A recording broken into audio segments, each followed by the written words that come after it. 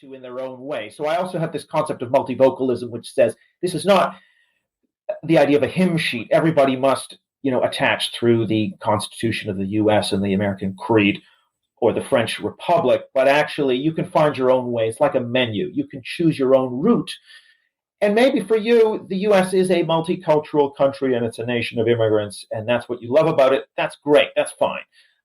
I'm against this idea of a one-size-fits-all national identity and more of a kind of menu where people can adapt, can pick the symbols that matter and mean something to them, and it won't necessarily be the same symbols as someone else. So it may be that Western settlement in Plymouth Rock matter to one person, and on the other hand, the African-American experience and multiculturalism matters to another person. And as long as no one's saying this is the only way to be American, I don't think there's a problem with having those different narratives, as long as everybody is identifying to the same thing. So to some degree, it's like being in a large city where people practice multiple religions, but don't go to war over it.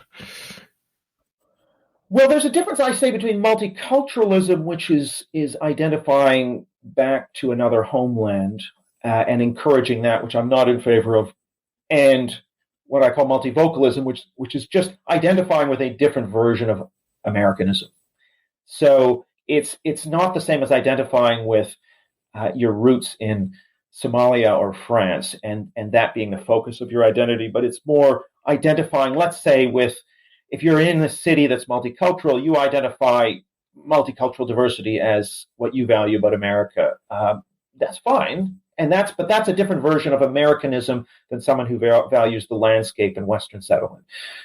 So it's different symbolic configurations and symbolic and mythic signatures, but they are all about the same flag, the same country. And that's a different thing from identifying with different flags, different countries, which, by the way, I think people should be free to do. I'm not saying that people shouldn't be free to do them, but in terms of what I think might be good, useful to encourage, is this multivocalist approach.